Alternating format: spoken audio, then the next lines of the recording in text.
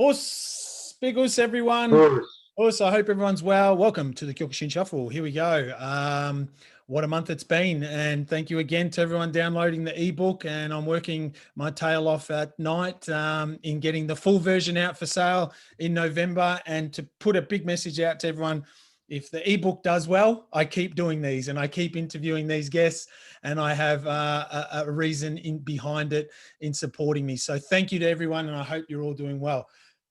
A mighty guest again, as we always do. Ladies and gentlemen, can I introduce from Parks, Central New South Wales, Shihan Darren Jordan. Honour to speak to you. How are you going? Oh, Centre Pat, doing pretty good, pretty busy. Yeah. Things working. How are things going there? You have been busy. We've been trying to catch you for a bit, but you're very busy with what you do from your day to day. Yeah, Pat, out here in the Central West, we've had a hard time with the drought and COVID kicking in, so they've got a bumper harvest at the moment. So my part of looking out for my occupation out here, my professional occupation, is labour hire. So I'm trying to supply as much labour. COVID, no backpackers in for them seasons, so looking for the locals. Plus the COVID, trying to keep the Kyokushin dojo going well and trying to get people to come back, basically cut that fear factor out and get back to training. No, good on you. And thank you for your time. And I gesture it to all the listeners that not all Shihan's are functional with IT. We've got through and it's just to break the ice for everyone to understand. Good job. And I appreciate you making the effort more so, because I said it to listeners. I said it to Shihan just before that, I've seen Shihan around the traps for the last 20 years at tournaments, events. He's got exceptional fighters. His students do well. And he, as he said to me, he just keeps a low profile as such. But this is more to get a better understanding about who you are, how you've been, your journey, your highlights, your students, the influences that you've had. And I look forward to having a chat with you about it. So I appreciate it. Awesome. Thanks for the IT help. My age shows that the last time I used to do this was on tin cans and a bit of wire. Well, let's see how we go.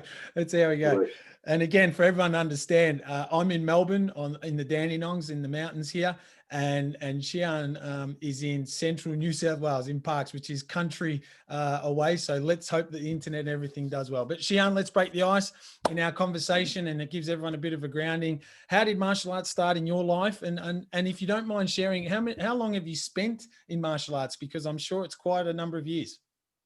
Well, martial arts for me started as most young kids in my generation, since they, boxing and PCYC movement. Yeah. And the first ever martial art that I got involved with was actually Judo, as a lot of my era did, and I took the Judo pretty well, and I was boxing at the same time. I was always that sort of kid that wanted contact sport at some time somewhere. So I stuck to Judo for a while. I won a couple of junior grade state titles and represented state level for a couple of years. And then I got the boxing bug, and from there, the martial arts movie scene come out, and knew some kids that were doing karate at the time on the Kyokushin Base, I think, and I was fighting and boxing on a Friday night with the PCYC movement and winning fights for a pie and a bottle of Coke, and they were bringing home this big trophy. So I thought, gee, that looks good to me. I'm gonna try this. So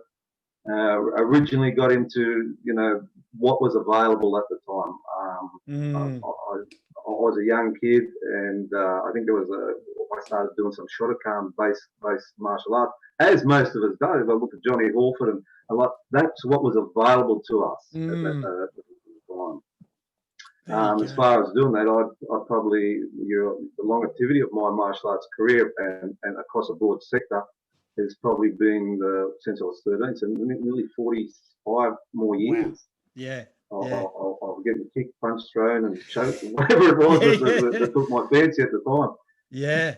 Oh, there you go. That's a very cool base to understand. And again, I think you gestured something there that we got to appreciate for the country folk and the regional folk is that what was available at the time, and I guess some of us, I get, I say, 39-year-old lad, Melbourne area, there's just martial arts flying everywhere, but in that 70s, late 70s or such, yeah, it was very, very rare. Also, if you go back to, Hunty, Eddie Enum and all them guys, that silver top taxi club Yeah, stuff. yeah. They're guys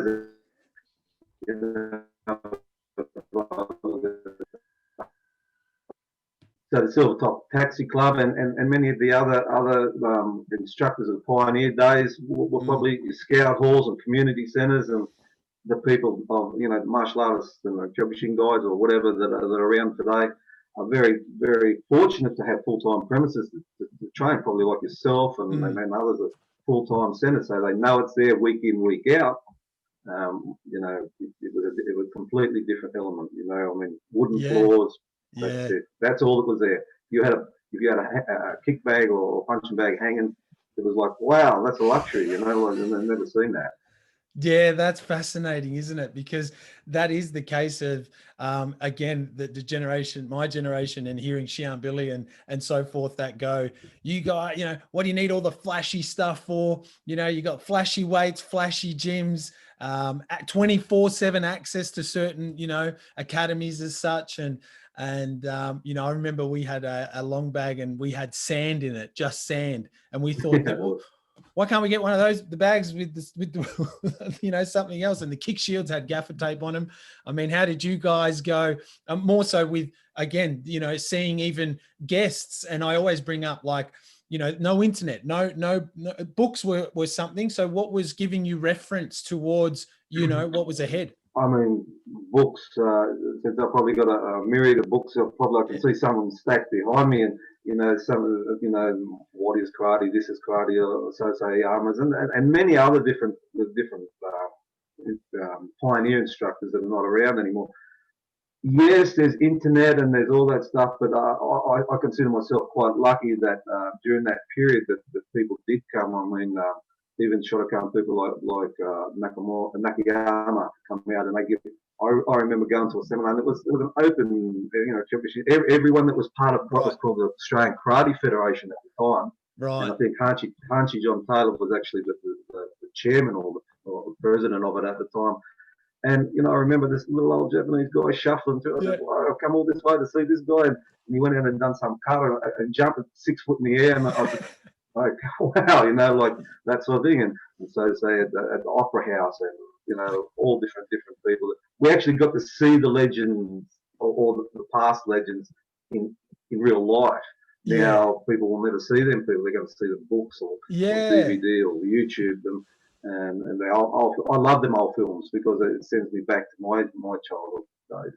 Oh, fascinating. Very cool. Thank you for sharing that. And it's a very cool way I felt when I asked the guests that this starting point, because it has a big influence. I mean, so many of us may not bring this up, often, oh, this is the reason why, or a mate, or the township that you were in, and again, the youthful side of what it was back then and the rawness of learning, a martial art, and in the country, New South Wales country as such, you guys have got so much, I guess, activities to do, there's work as such, as a teenager, helping out, being a part of the community. So what was the stigma, or stigma meaning, what was the thought of martial arts during your upbringing, in the country there?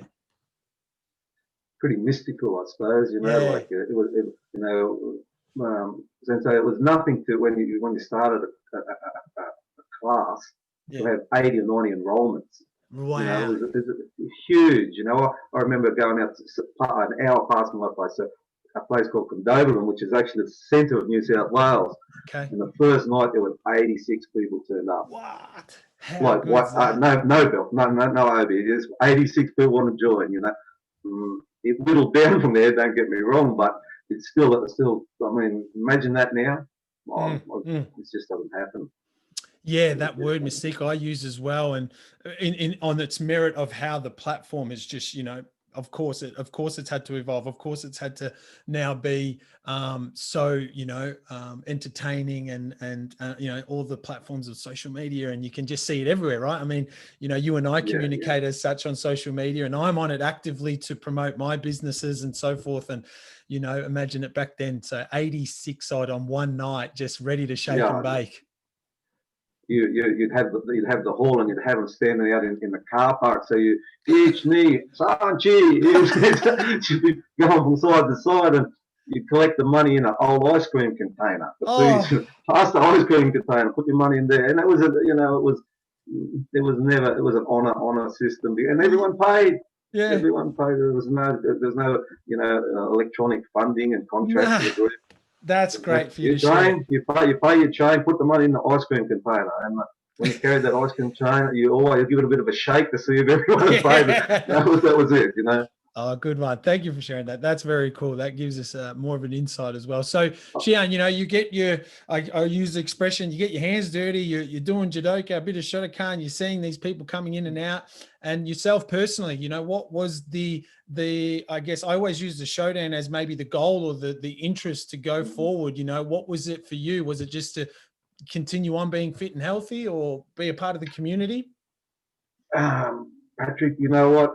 It was about fitness. I always had that, as I said, the young pendulum. I love the box. I had semi amateur fights. So I had that there, and I also and Archie John Taylor understood, and so I had another love for the extreme contact sport, and I rode bulls actually. Oh, wow. So and I rode bulls on quite a high level, and it got me international recognition. So, well done.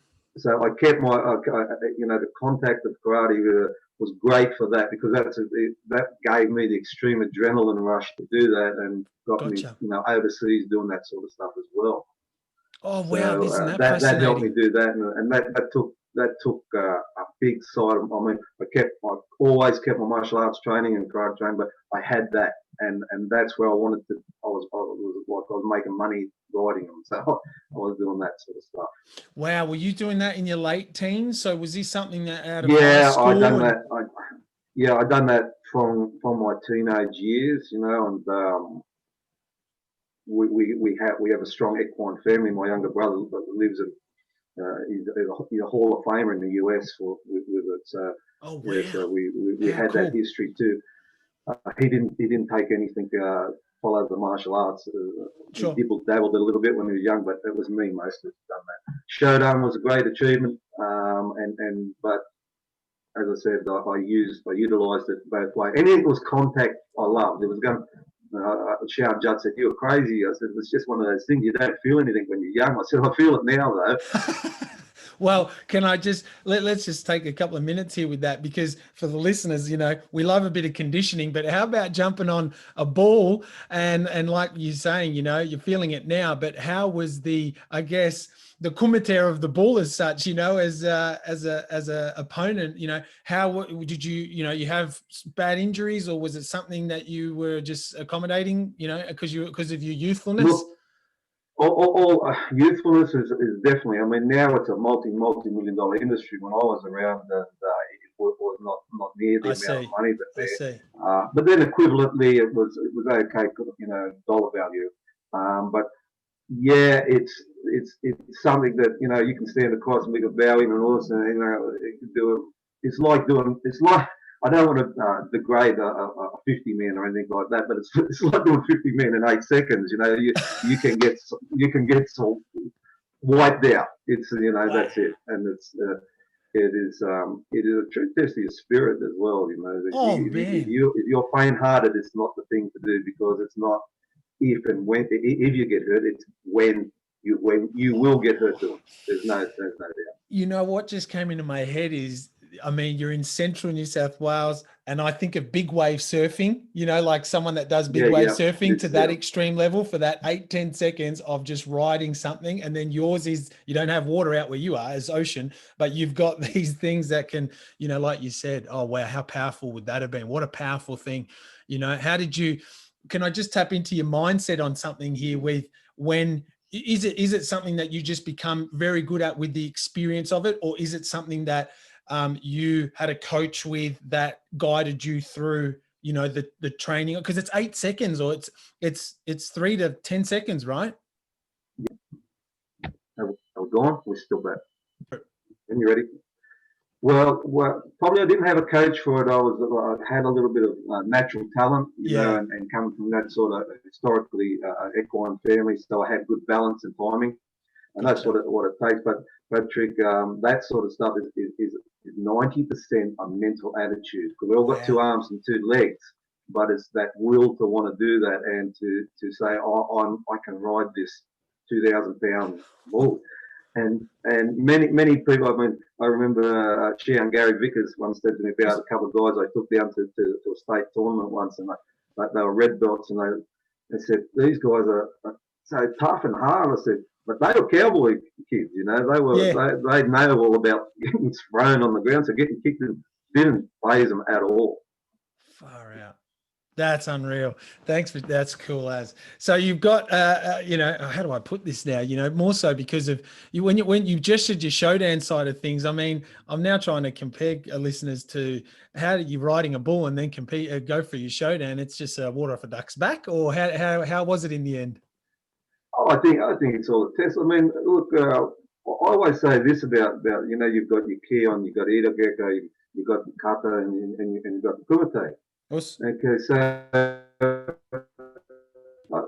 since any damn grading or any grading is you know, it's a test. You compare, it's comparable because, as I said, you've got your Keon, you've got Ida Gecko, you've got Kata, you've got Kumite, and of all of them, I suppose the most most forgiving is a Kumite. You hit me, I miss, I hit you, it's okay. But when you go to be tested on kata, which is a specific set of movements, there's no element for it's your mistakes are shining out. They're beacon, you know. So it creates pressure.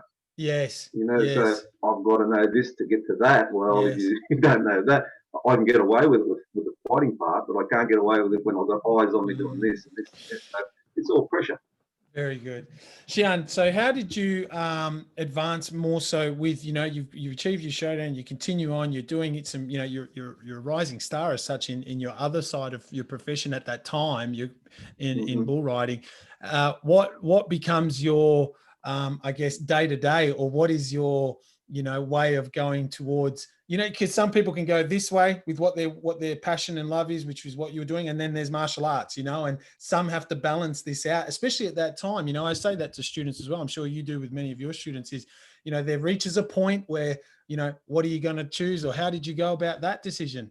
Or was it just? So what I recognised pretty early on is that the martial arts was always very important to me, and it was going to be with me forever. The riding bulls was great. It brought me some, well, I would say, minor fame. It got me overseas. I represented the country and state, whatever. But I knew it was going to end.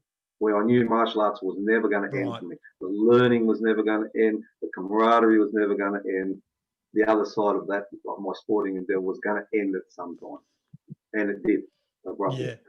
But that's what kept me going. So I always knew my lane or my highway towards martial arts was always going to be there for me. Very cool. That's cool. Nice little chapter there. So if I can jump a couple of things here, and I don't mean to jump years as such, and for listeners, I'm just gesturing something here where a lot of listeners have got back to me going, oh, why didn't you ask this person this? And why didn't you ask this person that? And it would have been good. You should have gone for 2 hours, 3 hours. And I'm like, whoa, I've got the guest for now. And as you can see, we've got internet just doing our best here. But one angle that I would like to talk to you about is, again, you know, the involvement that you have in Kudo and other arts. You know, your dojo, your stable, your fighters have all come from, you know, really cool pedigrees, and your instructing level as a teacher, you know, how did you, I guess, put that towards your umbrella? How are you going with it? How did it go to begin with? Okay, so I always considered the karate would be my base, and I travelled to Thailand at a very early age. I want to learn that, and I become involved with the Thais, and then I spent time in the US as well, Oh, cool. and then I actually went over there for a number of years. So I got to train with other people that had been was Shigeru and Yoshihiko Oyama, Wow. World USA Oyama. So they give me a different look Yeah. on what it goes. So I've seen a lot of progression. Then we went to Japan and I graded in Kudo under Kashizuma, which Wow. what I've seen where he was a prevalent Kyokushin guy that took another view. Joaquin Nomura, I trained in Denver, Colorado with him as well. Wow. So I was getting all these different views Yeah. and trying to say, okay, and as I said in an early conversation, I began my martial arts doing judo. I left judo for a long time. Then I came back and graded the Shodan in judo. Oh, And yeah. so therefore I was gaining knowledge on and putting pieces together. I've heard, this is better and that's better and this is better. We all have that little blind spot that can be covered up by the next one. You don't change the format, but you keep the knowledge in there so you can impart it into your guys. And I thought, okay, what's a fighter, Sensei? What is a fighter? Is a fighter just specifically a Kyokushin fighter? What is a fighter? And I thought, no, a fighter could fight any way, or in my way. If you've got that mentality to be a fighter, you should be able to fight Kyokushin. You should be able to box. You should be able to do the Ippon Kumite or Shotokan. I'm not saying you're going to go into a grappling sport, but stand up wise, you should be able to adapt to it, or at least take principles of it to make you a better fighter. Yeah. Yeah. So, well, there you go. I know you've just shared with us some little, the trips and the years there. And again, I know you're summarizing it nicely in the time that we have, but those experiences, can I just tap into that? Because it'll lead into another question I've got. So the people that you met, those famous again, names, and I'm sure, the influences they had on you, I kind of use it with, the way I use the word nuggets, like that you would have got some nuggets off each one of them. What was some of them that off the top of your head that made you, that you're still using now, or back then you were kind of saying to yourself, shit, this is cool? Okay, I think that for me, I'm going to credit Hanshi John Taylor for something he probably doesn't even know what to credit it for. Is that he gave me that he was always there. He was a great leader. He led by example. He was tolerant, yet he was strict. I took that from him. That he once said to me, "Go back and remember what made you do things." Right. Yeah, and so I took that from him. I could take some things from many people.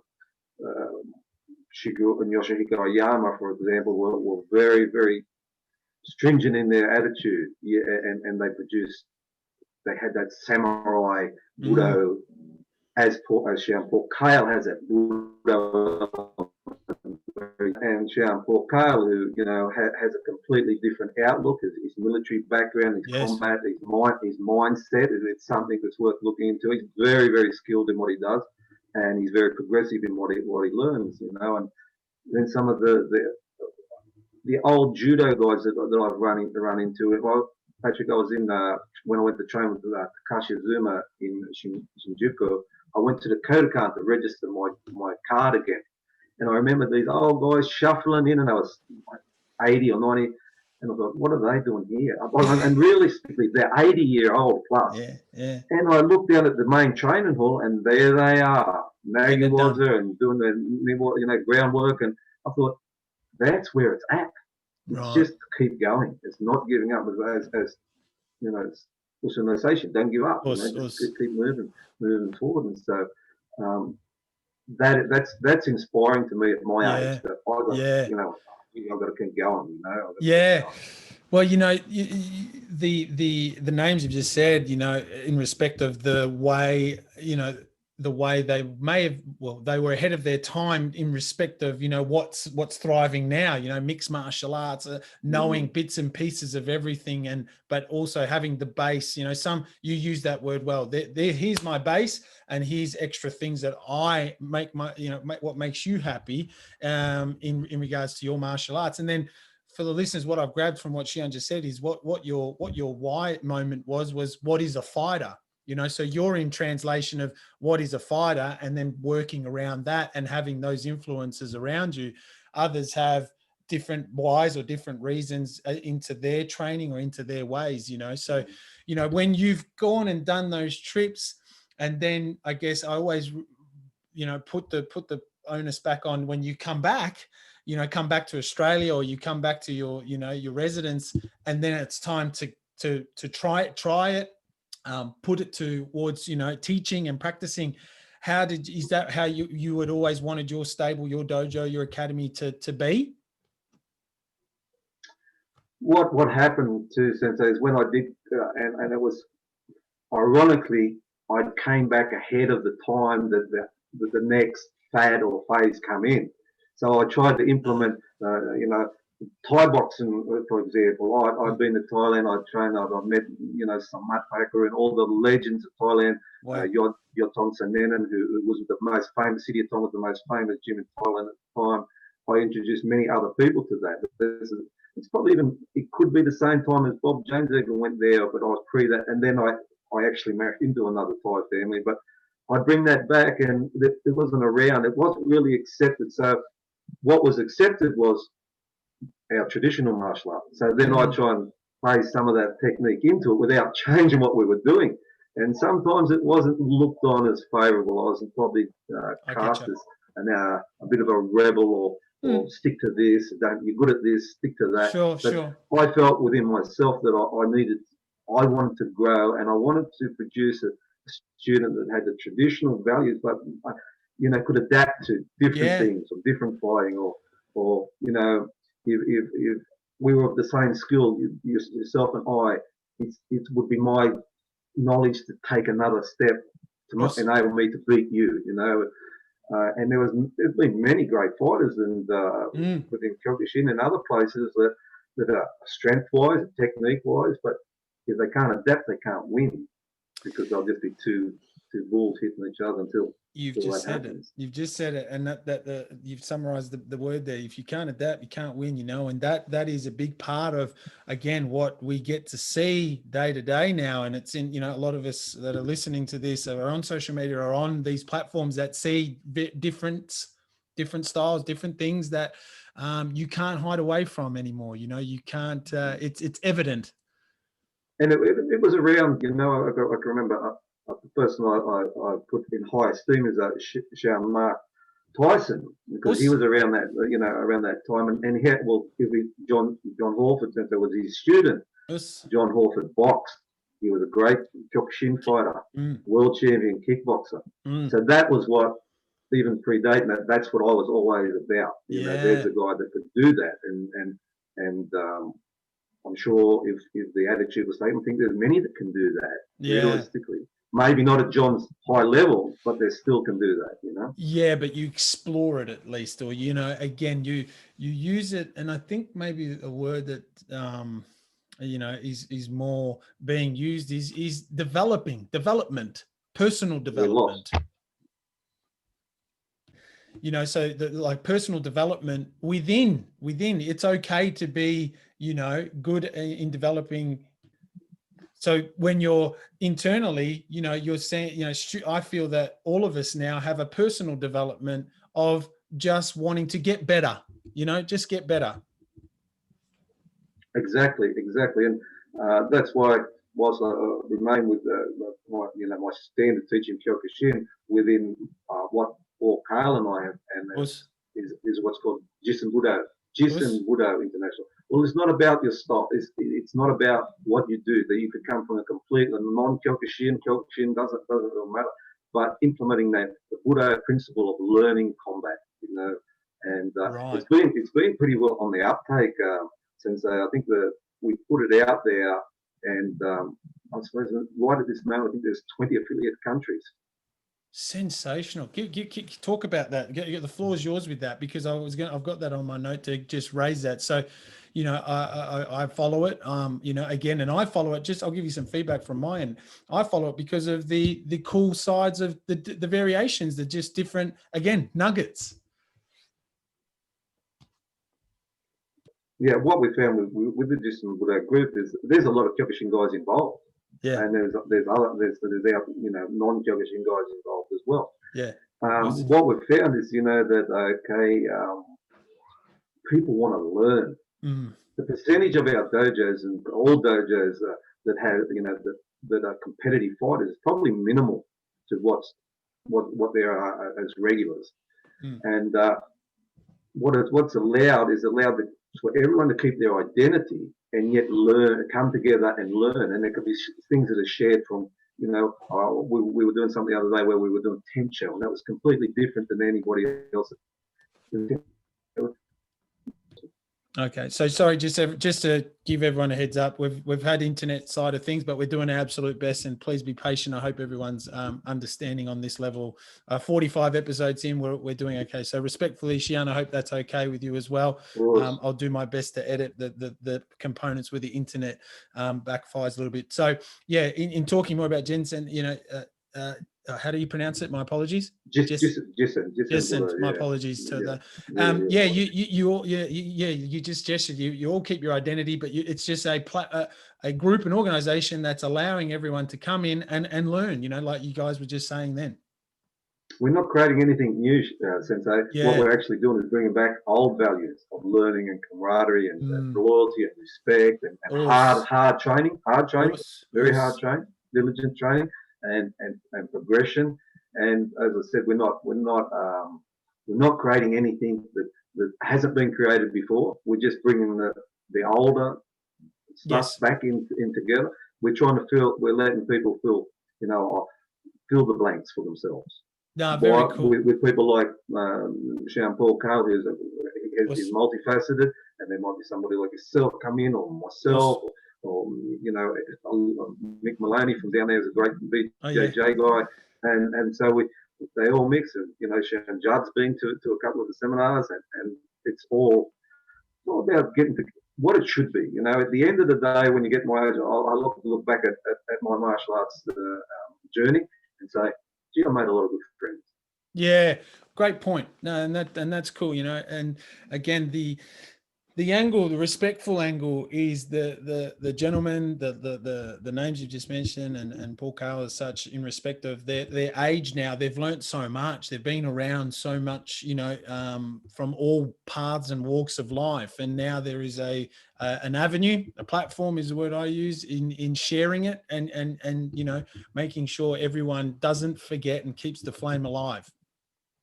Oh, exactly. I mean, you're going to say somebody like Shihan Darren, Uchideshi would say is somebody that's engaged in battlefield combat, actually really battlefield combat like Shihan Paul. So you've got a great difference of, attitudes. And then there's somebody like myself, actually, that, have trained a lot of combat sports athletes that's to elite, levels. Yes. So we all combine that, and then everyone's welcome. That's the thing. It's a badge requirement. That's there's no laundering. There's no, you must do. If you want to come. If you don't.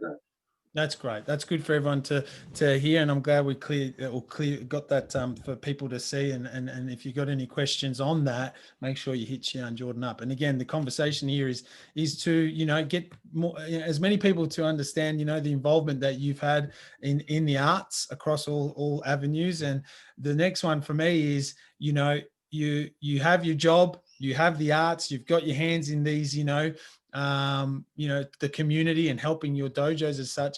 How are you balancing all this? How do you do this? Well, I just think it's come from doing it for such a long time. I don't really pay any attention to that. As I said to you prior to getting on the internet, and you're giving me that education, is COVID had shut down combat sports, and I'm getting inundated with to give advice on how to get up the kickboxing show, the Muay Thai shows, or whatever, within the state government. I've since, we actually, a good friend of mine, Kevin Blundell, and myself, we created what was called the Martial Arts Sports Association. It was the first ever amateur approved body approved by the government in New South Wales. Wow. So, and it was funny because we had a lot of guys that were, kickboxing orientated, and they said, the two karate guys done it. got through. So, so it was we took the right avenue to get that, and it went on for a long time. It's handed over to a gentleman called Johnny Arnu. Now he's doing a great job in promoting the martial arts sport, and it is the biggest approved body in Australia, amateur approved body in Australia. There you go. So yeah, you just in it. You're just your day to day. You just love it. It's just so, involved with it, and it's just natural to an extent, But the part that I'd like to again tap into was, you've kept Kyokushin, and again it's Kyokushin Shuffle, and what the beauty of it is understanding someone like yourself. You've got it as your base, and then there's so many other things you're working with. How do you? Who has kept you, I guess, or how are you saying that Kyokushin just continues to be your, number one or go-to, is that what it is? Or you are now at that age, or respectfully, at your level, it's across everything. I don't think there's a better base art to combat sports than Kyokushin, in my opinion. As I said, I've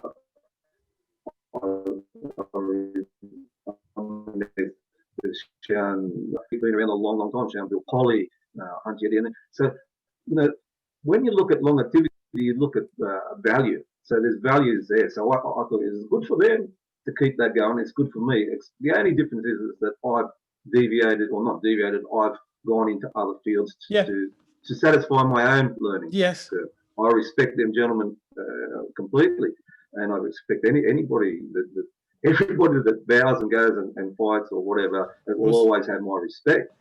But I keep that as a base because I believe it suits me, and it's a good base. Oh, that's cool. And when you did you get when you went to Japan, or when you've been to Japan and so forth, how have you kept that because what I'm getting is the travels that you've done is a lot of education. A lot of that has been an education bit. A lot of it has been that personal development bit. How do you, I guess, combine those trips? I mean, you're in central New South Wales. I'm not saying you're in the middle of nowhere, but I mean, to now what it is, because there's so much. So going overseas is okay. So when I went over and graded in Kudo, okay. So I looked at Kudo as okay. I looked at it overall, and I looked at where it was going, and I looked at what it was, and its shortfalls as an observer. I mean, I've done that to everything I went, whether it was train with elite ties to many of the other people I was lucky enough to let me train with them. I was taking the best of what they had, and what suited me, okay, and keeping the key on and off Kyokushin, but I was putting that in, okay. I looked at. I'll tell you what really. As long as I've been teaching a long time in the sense that 2 weeks ago I watched my junior class. And we're, as you said, basically in the middle of nowhere. And I thought to myself, you know what, my kids would stand up to scrutiny from anywhere in the world. And I could say that unbiasedly because I'd been and seen many of the other classes throughout the world train. Yeah. And I was very happy. That gave me satisfaction. Yeah, good point. Yeah. They're not all champions, but they're very, very solid group, And I thought if I'm doing that in Parks, New South Wales or something, it's never going to be where you are. It's going to be how you train. Yeah, very It's going good. to be who leads you, as you've been led by Shihan and whatever. Who leads you will instill something in you to be even better than you. Pass that down to be better to your students, to be better than you've ever been. Yeah, because you'll have that knowledge gained, and you'll shorten it up or lengthen it out to whatever you felt was a shortcoming or a positive. Yeah, great point. Great point. That's a good answer, because that's why I was I'm giving the listeners a bit of and myself that angle of, because there's so much to see, there's so much to learn, and 20 years in Kyokushin, and I now get when people go, mate, you just there's so much more. There's so much, like, as in the art of Kyokushin, not other stuff, because but then there's then there's the angle of, oh, but you still got to get choked out by someone. Have you ever felt that before? And then 90% of students that may listen to this go, no, I haven't. It's like, well, try and find some time to go and do that. Have you ever felt a Kudo takedown with that, with a helmet on?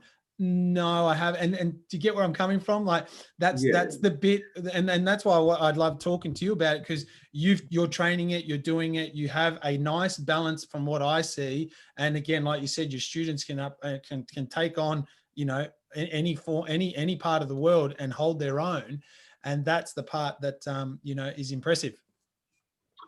Sensei, what you just said is, it's a great thing. We haven't learned everything in Kyokushin or Shotokan or Judo or whatever, but it goes back to one person. That's yourself. It's your own journey. It's going to be where you take that journey to.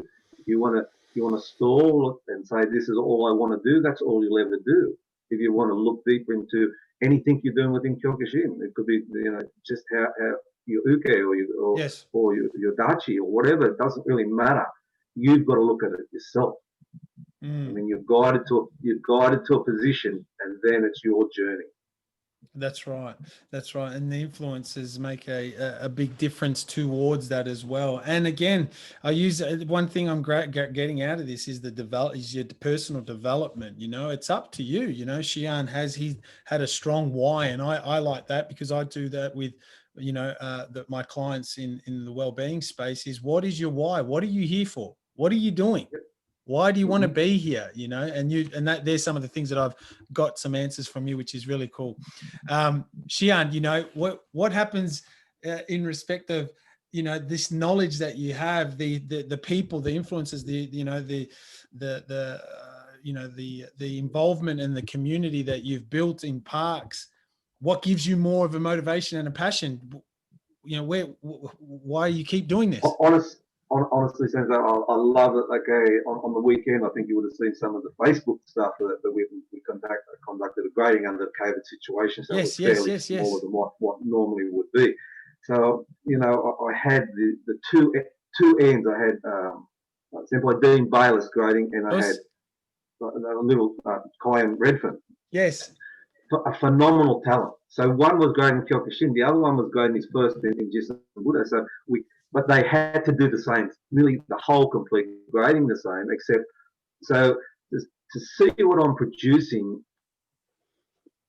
way better than I ever was at 13, 14, 15 years old, and the knowledge that it's taken me years to learn, I've passed on to him. He's got it. Yeah. And what makes it better. He's a great little. He's off-town judge camp as a very young kid. He's highlighted on some of Shihan's footage, and that's he's a good kid, and that's what I want to turn out. Really, really good community members with that strong respect and loyalty, and they're disciplined in themselves, And I'm not gonna succeed every time, but I'd like to feel that I've been a part through martial arts, through Kyokushin or through Jissen Budo. I've been a part of their life, and a good part, a positive part. So that's what keeps me going to teach. Oh, that's very special. Sure, I like to have some of my students win, state, Australian, and national title, but what I found out with a lot over a long time, if I was just to concentrate on fighters, and I did it part of my life of that, is that I will end up disappointed, because a lot of times to be a fighter, you've got to be very selfish. You've got to put a lot of time in yourself, and sometimes once the limelight's gone, so are they. And so now I try to produce martial artists more than fighters. Strong. Very cool. That is very cool to hear. Yeah, that is a good reminder in that balance that I was asking you just before. As a teacher, how are you balancing that? And that definitely shows, Shihan. And one thing, we've got 5 more minutes, and again, appreciative to everyone with our internet side of things and with Shihan's time. When I spoke to Sensei John Hallford, you know, he said that you were a big influence to him, and respectfully, because of, you know, what he's been through and what's occurred in his life as a fighter and so forth.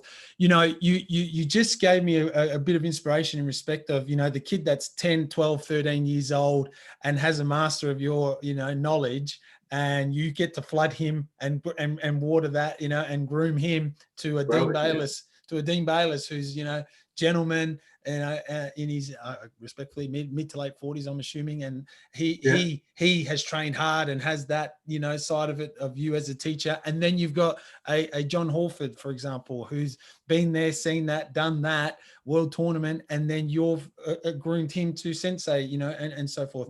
Can you share a little bit with us with that? Yeah, we'll see, John. I actually, Mark Tyson would take the credit for John's training. Of course. I could never do that, and I wouldn't never do that. But what I would say is, when I first, actually, Mark put on a kickboxing night, and this is many moons ago. Sure. I took some of my guys up there to fight, and it was the first time I'd ever seen John Hallford, and he was in a gi, and him and Tom LeVar. Tom LeVar done some commercial warrior, and then they done some rounds, and next thing, whack, John hits him with Joe Dummer wash, and I was going, wow, who is this kid? This guy. Right. So kept him under scope for there.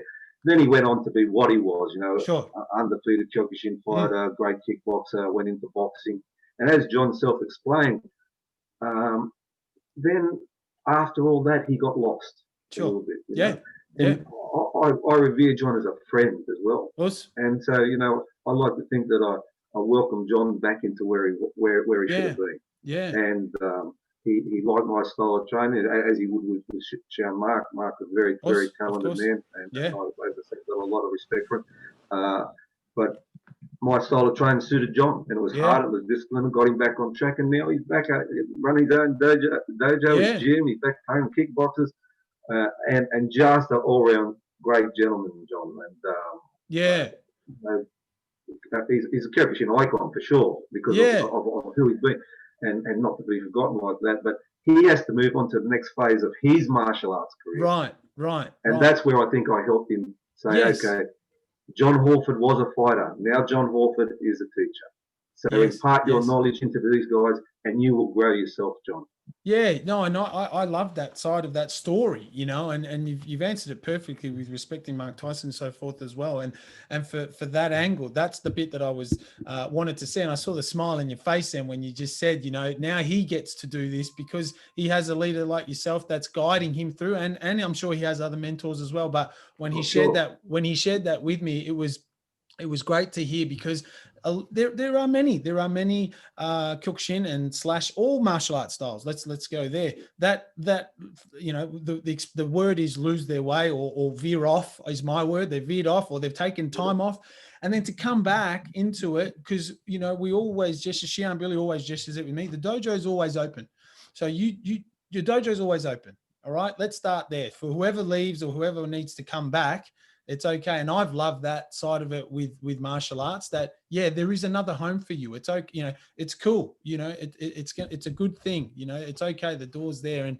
again, with what you've done from, you know, the community and then helping so many others, I wanted to just tap into how that felt for you and, you know, the time that you've, again, supported so many. So well done to you on all that level. And again, the chat here was to, again, highlight you. And you said you keep things a little bit close to yourself, but I've really appreciated having the chat with you, because again, you have that, you know, from what I see on the social media and when we've just spoken gesturally, you know, here and there, it's something that, again, I think we in Melbourne, know that it's, you know, it's just, there's so many martial arts styles, so much is happening. There's tournaments here. And then I've seen you come with your fighters to Shihan Juds, and it's, wow, let's check you know, this is cool. It's really cool to see, you know, the energy that you're bringing as well. It's fantastic.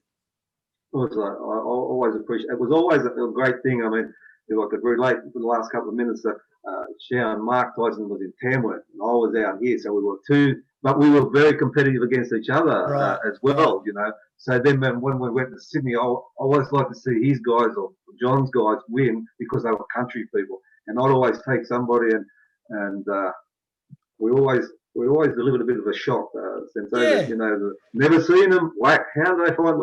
And then I remember Shihan, Tony Bowden said they can fight because there's nothing else for them to do up there. Well, again, I mean, that was perfect. That was really cool for you to just say that, because, you know, when I played basketball, I had we had Vic Metro and then Vic Country and New South Wales Metro and New South Wales Country. And when we would compete against, you know, there's still the mateships there, but it was always that, Jesus, the country kids, you know, they've got something in them, they've got something about them. And then on top of now having, you know, what you were just saying through the last hour of us talking, adding the discipline, adding a different skill, adding knowledge, you know, and plus the durability of, you know, what you've just said earlier, you know, you guys are going through a drought, you know, you guys have different ways of living, irrespectfully, towards the city-siders. But yeah, it's really cool to see. I just wanted to, you know, acknowledge that as well. Of course. Very cool. So Shihan, thanks so much for your time. Again, you know, we have that fun, it's a fun chat. And I hope the listeners got to know you a little bit better. I sure have. So I wanted to thank you on that level as well. I didn't, you know, to be honest, the trips that you've done overseas and all the ways you were thinking of how you loved adding things to, you know, your development is very cool to hear. And again, I wanted to thank you very much. So from the listeners and from everyone else, you know, thank you so much for your time.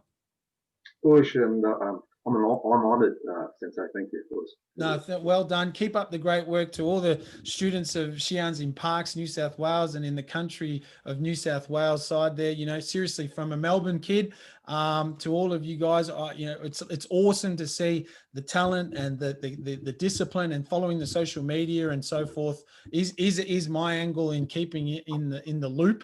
But it's really cool to see. You know, I've seen some of the combination sets that you guys just put up. Again, little nuggets that make me flick through and go, wow, look at this. This is cool to see. This is very, you know, on a level of, again, appreciating what you guys are doing, you know, and don't think it's being missed. So well done. And thank you again. And a big us to you and all your students. Us. Hope we catch up soon, Sensei. Yeah, for sure. For sure.